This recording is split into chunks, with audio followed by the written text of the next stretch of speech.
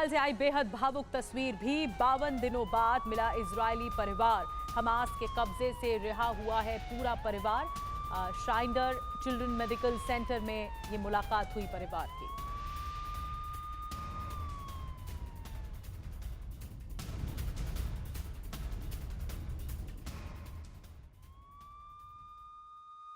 और वहीं इजराइल के खिलाफ मिडिल ईस्ट में एक बहुत बड़ा प्लान तैयार किया जा रहा है। 700 ईरान समर्थित लड़ाके जुटे हैं मिडिल ईस्ट में। कहां पर? गोलान हाइट के पास लड़ाकों ने डाल दिया है डेरा।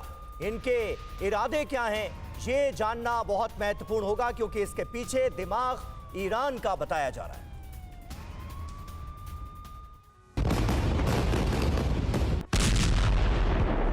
दमिश्क एयरपोर्ट पर हमला कर इजरायल ने साफ संकेत दे दिया है कि जो उसके जमीन पर हमला करेगा उसका अंजाम हमास के जैसा होगा। लेकिन उधर इजरायल के विरोधी देश भी एकजुट हो रहे हैं, इजरायल पर बड़े हमले की तैयारी कर रहे हैं। गोलान हाइट्स को इजरायली कब्जे से छुड़ाने की तैयारी में है। Syrian observatory for human rights यानी SOHR के मुताबिक गोलान हाइट्स पर बड़े ऑपरेशन हो सकते हैं। रिपोर्ट के मुताबिक यहां पर ईरान समर्थित 700 लड़ाके जुटे हैं, जिसमें इराक, सीरिया और फिलिस्तीन के फाइटर शामिल हैं। हिजबुल्लाह के भी कुछ फाइटर शामिल बताए जा रहे हैं। ये लड़ाके ड्रोन और रॉकेट अटैक में माहिर हैं। लिहाजा इजराइल पर इस फ्रंट में किसी बहुत बड़े हमले की आशंका और बढ़ गई है।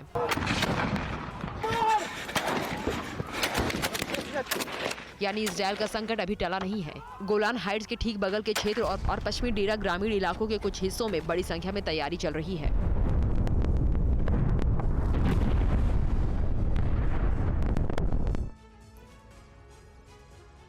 तेल अवीव पहुंचे एलन मास्क। नेतन्याहू मास्क ने किबुत्स का दौरा किया जहां हमास ने मचाई थी तबाही, वहां का जायजा किया है। एलन मास्क ने तेल अवीव पहुंचने के बाद बेंजामिन नेतन्याहू से मुलाकात भी की है।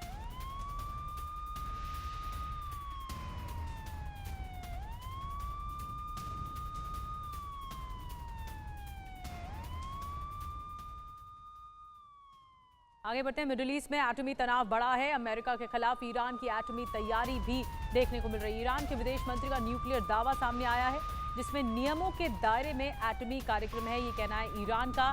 एटमी अभियान जारी रखेंगे, ये कहना है ईरान का। पश्चिमी देशों की साजिश नहीं चलेगी, शांति के लिए है ईरान का एटमी अभियान।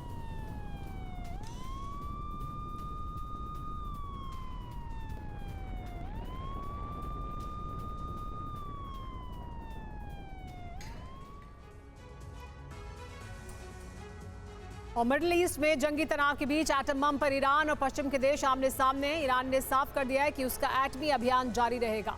अमेरिका, इजराइल और पश्चिम के देशों की धमकियों का ईरान पर कोई असर नहीं पड़ेगा। ईरान का क्या है न्यूक्लियर दावा, आपको बता दें। नियमों के दायरे में ही एटमी कार्यक्रम है।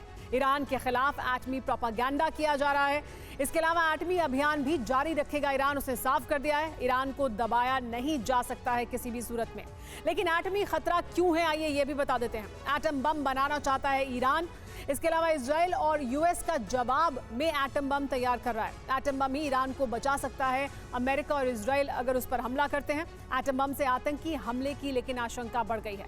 गाजा युद्ध से डर और बढ़ गया है कि इस तरह के हालात बन सकते हैं। गाजा युद्ध के बाद तनाव बढ़ा है लगातार ईरान और इजराइल के बीच, ईरान और अमेरिका के बीच। युद्ध में उतरे ईरान समर्थित गुट और इस वजह से तनाव बढ़ रहा है।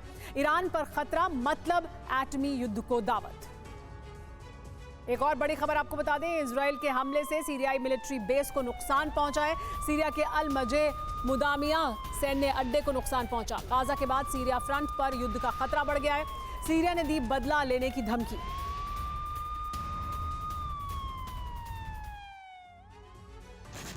इजरायली हमले के बाद दमिश्क एयरपोर्ट पर दहशत का माहौल है।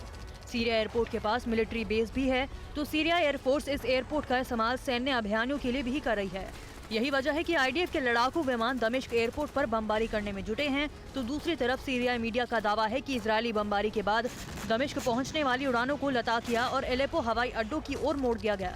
रविवार को इजरायली मिसाइल ने दमिश्क अंतर्राष्ट्रीय हवाई अड्डे के रनवे पर हमला किया, जिसे इजरायली हमले से हुए नुकसान की मरम्मत के एक दिन पहले ही शुरू किया गया था। इसी बीच दमिश्क के पश्चिम में अल मजे और मुदामिया क्षेत्रों से धुआं उठता देखा गया। रिपोर्ट में कहा गया कि एक और इजरायली हमला अल मजे सैन्य हवाई अड्डे के पास हुआ। बताया कि 7 अक्टूबर को इजराइल हमास संघर्ष शुरू होने के बाद से सीरियाई हवाई अड्डों पर इजरायली हमले तेज हो गए।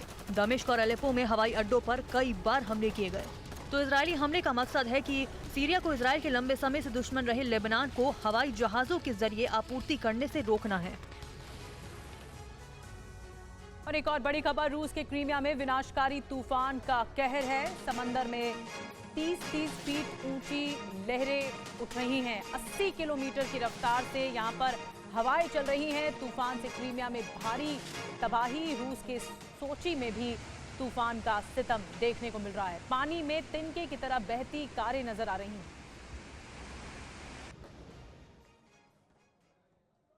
और रूसी राष्ट्रपति के सहायक का एक बड़ा बयान सामने आया है। पुतिन के सहायक यूरी उशाकोव की भविष्यवाणी, इजरायल नहीं कर पाएगा गाजा की सुरक्षा। गाजा को खून में डुबोने के बावजूद इजरायल रक्षा करने में समर्थ नहीं है, ये कहा गया है रूस की तरफ से।